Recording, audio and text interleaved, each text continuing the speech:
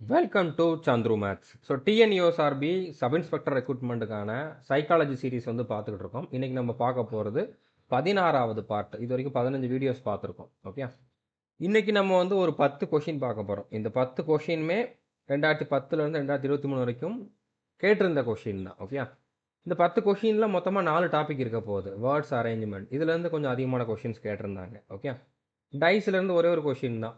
அடுத்ததான் interchanging of நம்பர்ஸ்லேருந்து ஒரே ஒரு கொஷின் தான். அடுத்து இன்னும் ஒரு சில டாபிக்ஸ் இருக்குது. ஓகே, அதெல்லாம் நம்ம வந்து தனித்தனியாக வந்து அதுக்கு ஒரு வீடியோலாம் கொடுக்க முடியாது. அந்த மாதிரி ரொம்ப கம்மியான கொஷின்ஸ் தான் கேட்டிருப்பாங்க. ஸோ இந்த மாதிரி மொத்தமாக 4 டாபிக் வந்து இதில் நம்ம வந்து கம்ப்ளீட் பண்ண போகிறோம். ஓகே, ஸோ நம்ம இது வரைக்கும் கொடுத்துருந்த 15 வீடியோஸ் பார்க்கல அப்படின்னா இந்த பிளேலிஸ்ட்டில் அந்த வீடியோஸ் இருக்குது, நீங்கள் பார்த்துக்கோங்க. டிஎன்யூஎஸ்ஆர்பி எஸ்ஐ சைக்காலஜி அப்படிங்கக்கூடிய இந்த பிளேலிஸ்ட் தான். பிளேலிஸ்ட்டுக்கான லிங்க்கும் நான் டிஸ்கிரிப்ஷனில் கொடுத்துட்றேன். நீங்கள் பார்க்கல அப்படின்னா பார்த்துக்கோங்க. நம்ம நிறையா டாபிக் வந்து ஆல்ரெடி கம்ப்ளீட் பண்ணிட்டோம். ஓகே, இப்போ நம்ம ஃபஸ்ட்டு பார்க்க போகிற டாபிக் வந்து பார்த்தீங்கன்னா வேர்ட்ஸ் அரேஞ்ச்மெண்ட். இதிலிருந்து அட்லீஸ்ட் ஒரு கொஷினாவது வந்து ஒவ்வொரு இயரும் கேட்டிருக்காங்க. இந்த வருஷமும் இதிலேருந்து ஒரு கொஷினாவது வந்து கேட்பாங்க. வேர்ட்ஸ் அரேஞ்ச்மெண்ட்னா 2 விதமாக கேட்குறாங்க. ஒன்று வந்து அதை மீனிங்ஃபுல்லாக அரேஞ்ச் பண்ண சொல்கிறது, 4 வார்த்தை 5 வார்த்தை கொடுத்துட்டு அதை வந்து மீனிங்ஃபுல்லாக அரேஞ்ச் பண்ணணும். இன்னொன்று வந்து டிக்ஷனரியில் இருக்கக்கூடிய அந்த ஆர்டரில் அரேஞ்ச் பண்ணணும். ஓகே, ஸோ ரெண்டுமே ஈஸி தான். இப்போ நம்ம கொஷின் பார்க்கலாம். இப்போ ஃபஸ்ட்டு கொஷின் பாருங்கள். Vegetable, market, cutting, cooking, food. Arrange the words into meaningful sequence. வார்த்தைகளை அர்த்தமுள்ள வரிசையில் அடுக்கவும். அதாவது இந்தந்த ப்ராசஸ் அடுத்தடுத்து நடக்கும் அப்படிங்கிற மாதிரி ஒரு மீனிங்ஃபுல்லாக வந்து இதை நம்ம வந்து அரேஞ்ச் பண்ணணும். ஸோ காய், சந்தை, நறுக்குதல், சமைத்தல், உணவு. இப்போ ஃபஸ்ட்டு காய் தானாக வந்துடாது, நம்ம சந்தையில் போய் தான் வாங்குவோம். ஓகே, அதுதான் ஃபஸ்ட்டு. ஸோ சந்தையில் போய் காய் வாங்குவோம். அதாவது ஃபஸ்ட்டு வந்து 2வது ஆப்ஷன், அடுத்து 1வது ஆப்ஷன். ஓகே, ஸோ காய் வாங்கிட்டு வந்து அதை நறுக்குவோம். ஸோ நறுக்கிறது 3வது ஆப்ஷன். அடுத்து அதை சமைப்போம், 4வது. ஓகே, அடுத்ததாக வந்து சாப்பிடுவோம், உணவாக வந்து அதை வந்து மாற்றுவோம். ஓகே, சமைச்சு உணவாக மாற்றுவோம். அப்போ 2 1 3 4 5 அப்படிங்கிறது தான் 2 1 3 4 5 அப்படிங்கிறது தான் கரெக்டான சீக்வன்ஸ். இது ரொம்ப ரொம்ப சிம்பிள், நம்ம ப்ராக்டிக்கலாக யோசிச்சா போதுமானது. ஓகே, இந்த கொஷின் பாருங்கள். இதேமே நம்ம மீனிங்ஃபுல் சீக்வன்ஸில் தான் அரேஞ்ச் பண்ணணும். Weaving, cotton, cloth, thread. அதாவது நெசவு, பருத்தி, துணி, நூல்.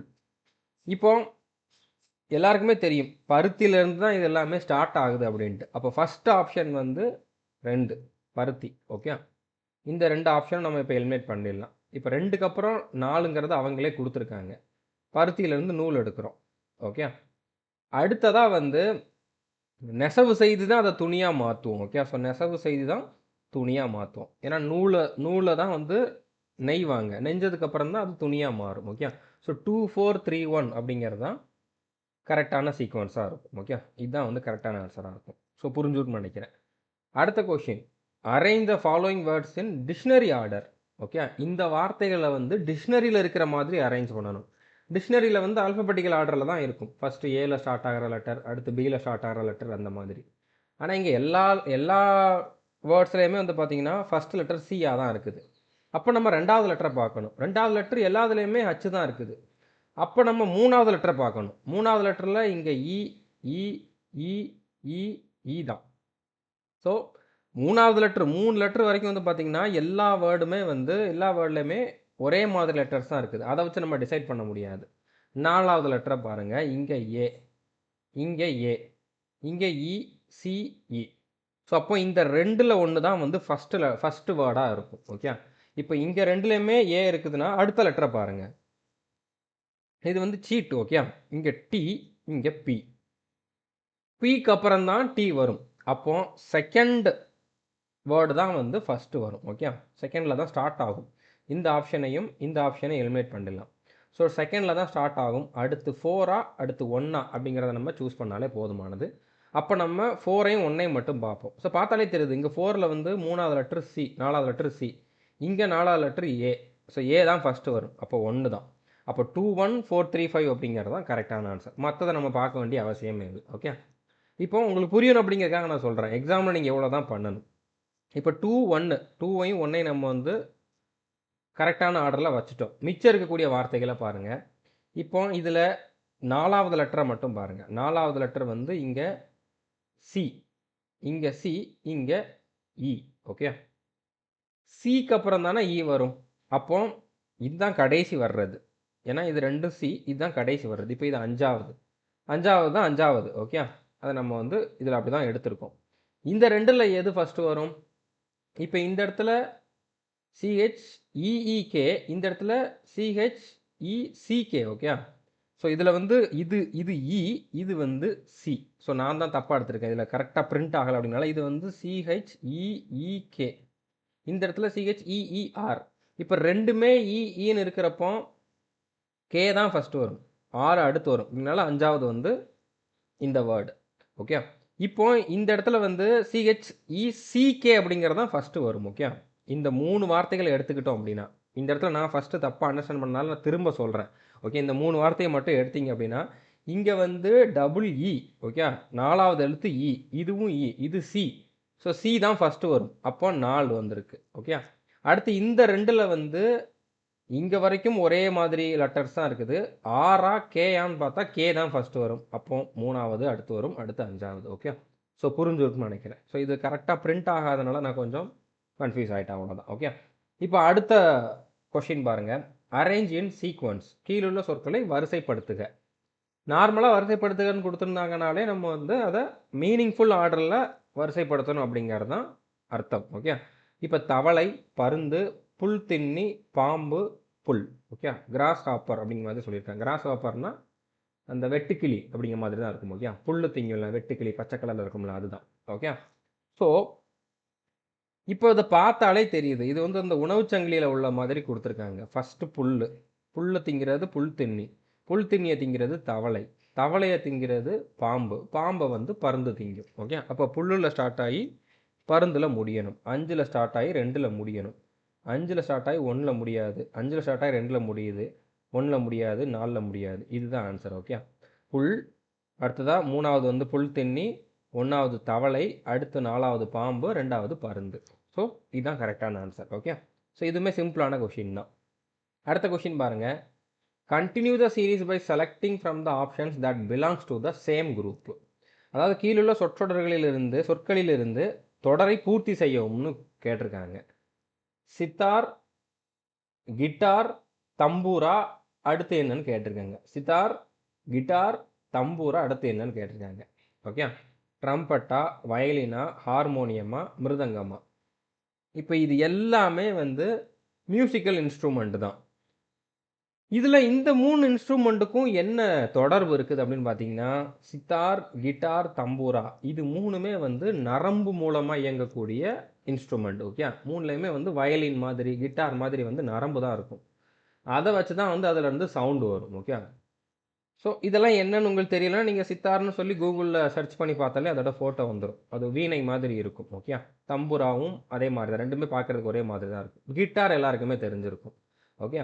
அடுத்ததாக வயலின். வயலின் அப்படிங்கிறதுமே வந்து என்னது, அதுவுமே ஒரு நரம்பு கருவி தான். அப்போ இந்த ஆர்டரில் அடுத்து வரக்கூடியது வயலினாக தான் இருக்கும். ஆனால் ட்ரம்பட், ஹார்மோனியம், மிருதங்கம் இதெல்லாம் வந்து நரம்பு கருவிகள் கிடையாது. ஓகே. ஸோ இதெல்லாம் வந்து வராது. இதுதான் கரெக்டான ஆன்சராக இருக்கும். ஸோ புரிஞ்சுக்கணும்னு நினைக்கிறேன். இதே குரூப்பில் வரக்கூடிய வேர்டை வந்து நம்ம சூஸ் பண்ணியிருக்கணும். ஸோ இப்போ நம்ம வேர்ட்ஸ் அரேஞ்ச்மெண்ட் வந்து கம்ப்ளீட் பண்ணிட்டோம். அடுத்த டைஸ்லேருந்து ஒரே ஒரு கொஷின் கேட்டிருந்தாங்க, அதையும் நம்ம பார்த்துடலாம். ஓகே. கொடுக்கப்பட்ட கட்டையில் 4க்கு எதிரே உள்ள எண் எதுன்னு கேட்டிருக்காங்க. What is the number opposite to 4 in the given டைஸ்ன்னு கேட்டிருக்காங்க. ஓகே. ஸோ இப்போ ஃபஸ்ட்டு நீங்கள் என்ன பண்ணுங்கள், 4 இதில் எந்த இடத்துல இருக்குன்ட்டு பாருங்கள். இந்த ஒரே ஒரு டைஸில் தான் இருக்குது 4. 4 பக்கத்தில் 2ம் 3ம் இருக்குது. ஓகே. இப்போ 2, 3 இருக்கிற இன்னொரு டைஸ் இருக்கான்ட்டு தான் நம்ம ஃபஸ்ட்டு பார்க்கணும். 2 இருக்குது, 3 இருக்குது. ஓகே. இங்கே 2, 3 இருக்குது, இங்கே 2, 3 இருக்குதுன்னா மிச்சம் இங்கே என்ன நம்பர், இங்கே என்ன நம்பர் இருக்குதோ அந்த 2 ஆப்போசிட் டைரக்ஷனில் இருக்கும். அப்போ 4க்கு ஆப்போசிட்டில் 1 இருக்கும். இந்த 1 இருக்கும். 1ங்கிறது ஆன்சர். ஸோ டைஸுக்கு நம்ம தனியாக ஒரு 3 வீடியோ நம்ம கோர்ஸில் டீச் பண்ணியிருக்கோம். இதுலேயே நிறையா டைப்ஸ் இருக்குது. அதில் என்னென்ன மாதிரிலாம் கேட்கலாம் அப்படிங்கக்கூடிய எல்லா டைப்புமே நான் வந்து கவர் பண்ணியிருக்கேன். ஒரு கொஷினாலும் கேட்டிருக்காங்க, சிலபஸில் இருக்க போய் தான் கேட்டிருக்காங்க. அப்போ நீங்கள் வந்து பார்க்கணும். ஓகே. இந்த வருஷம் இதை கேட்குறதுக்கு சான்ஸ் இருக்குது அப்படின்னால கான்செப்ட் என்ன அப்படிங்கிறத பார்த்துக்கோங்க. இது சிம்பிளான டாபிக் தான், கஷ்டமாலாம் இருக்காது.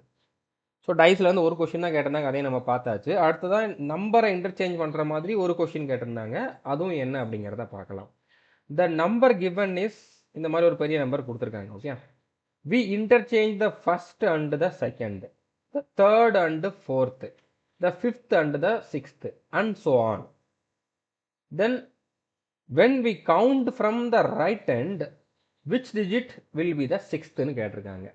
கொடுக்கப்பட்டுள்ள எண் வந்து இதில் முதல் இரண்டாம் எண்கள் ஒன்றின் இடத்தில் மற்றொன்றும், மூன்றாம் நான்கும், மூன்றும் நான்கும், ஐந்தும் ஆறும் இது போன்று மற்ற எண்களும் இடமாற்றப்படுகின்றன. வலது கோடியில் இருந்து எண்ணினால் எந்த எண் ஆறாவது இடத்தில் இருக்கும்னு கேட்டிருக்காங்க.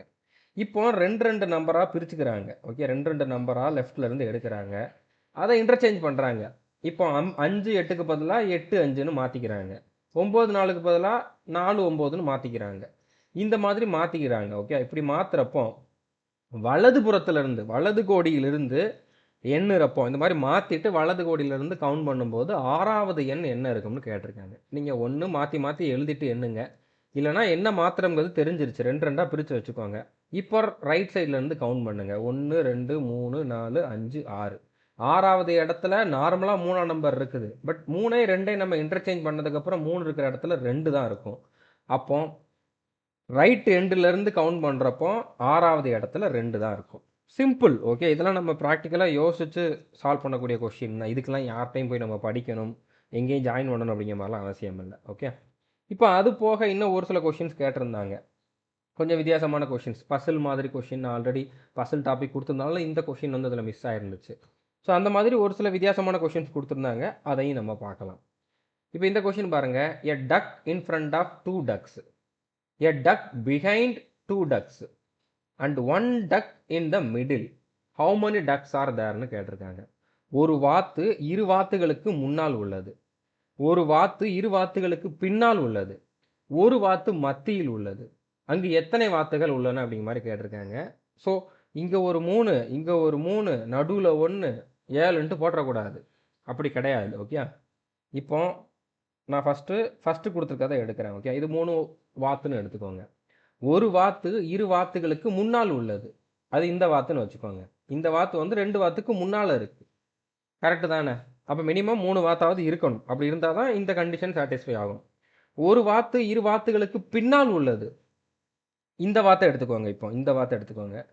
இந்த 2 வாத்துக்கு பின்னால் தானே இந்த வாத்து இருக்குது, இது 1 இது 2 3ன்னு வச்சுக்கோங்க. இந்த 3ஆவது வாத்து இந்த 2 வாத்துக்கு பின்னால் உள்ளது. ஸோ இந்த 3 வச்சே நம்மளுக்கு இந்த கண்டிஷனும் சாட்டிஸ்ஃபை ஆகுது. ஒரு வாத்து மத்தியில் உள்ளது, அது வந்து 2ஆவது வாத்து. ஓகே, இந்த 2க்கும் மத்தியில் உள்ளது. அப்போ மொத்தமாகவே 3 வாத்து தான். அந்த 3 வாத்தை தான் இப்படி மாற்றி கொடுத்துருக்காங்க. ஸோ 3 அப்படிங்கிறது தான் ஆன்சர். ஓகே, ஸோ புரிஞ்சுருக்குன்னு நினைக்கிறேன். அடுத்த கொஷின் பாருங்கள், இது வந்து பசில் மாதிரி தான். ஓகே, ரேங்கிங் டாப்பிக்கில் கூட நம்ம இந்த மாதிரி கொஷின்ஸ் பார்த்துருக்கோம், பசில்லையும் பார்த்துருக்கோம். பட் இந்த ஒரு கொஷின் மட்டும் மிஸ் ஆகிருக்கு, அதனால் நான் திரும்ப இதை வந்து சொல்லிடுறேன். Okay, Harish is taller than Charu. So சாருவை விட ஹரிஷ் உயரமானவன். ஸோ சாருவை விட ஹரிஷ் உயரமானவன். Okay, Charu and Dilip but shorter than Raju. Okay, இந்த பாயிண்ட் அதுக்கப்புறம் வருவோம். யார்? Harish is taller than Charu but shorter than Raju. யார்? ஹரிஷ் தான். ஹரிஷ் வந்து ராஜுவை விட உயரம் கம்மியானவன். ஓகே, ராஜுவை விட உயரம் கம்மியானவன் ஹரிஷ், ஆனால் ராஜுவை விட குள்ளமானவன். யார்? ஹரிஷ். ஓகே, ஷாருவை விட ஹரிஷ் உயரமானவன், ஆனால் ராஜுவை விட குள்ளமானவன். ஹரிஷை தான் இங்கே சொல்லியிருக்காங்க. Charu and Dilip are of same height.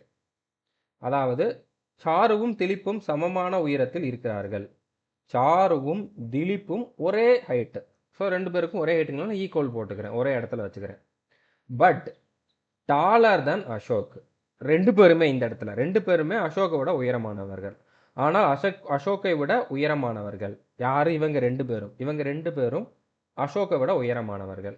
Then which of the following option describes Dilip. அதாவது திலீப் குறித்த கூற்றுகளில் கீழ்கண்டவற்றில் எது சரியானதுன்னு கேட்டிருக்காங்க. இப்போ இதுதான் அரேஞ்ச்மெண்ட்டு.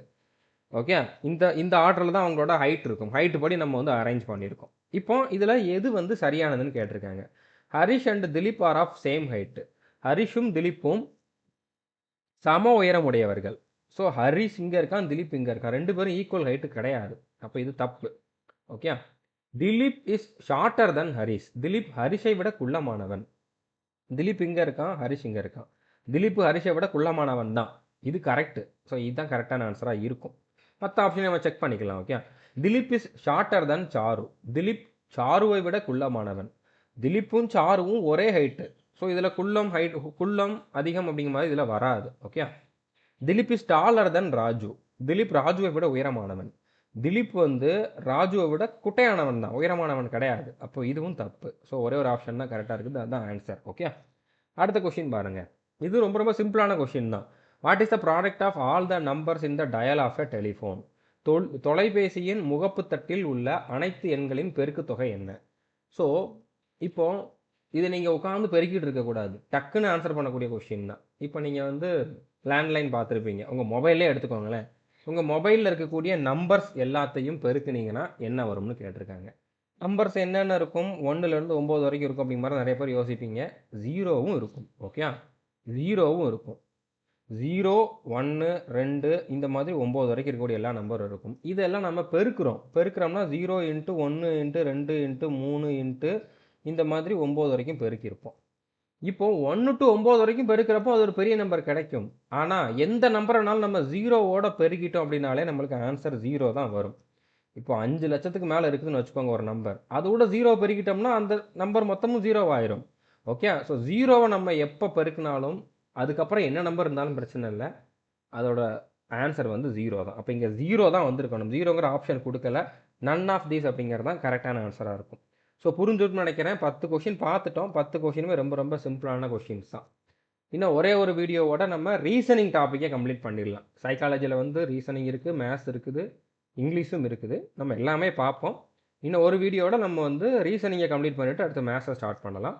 ஸோ இது வரைக்கும் நம்ம சேனலை நீங்கள் சப்ஸ்கிரைப் பண்ணாமல் இருந்தீங்க அப்படின்னா சப்ஸ்கிரைப் பண்ணிவிட்டு பெல் ஐக்கனை கிளிக் பண்ணி வச்சுக்கோங்க.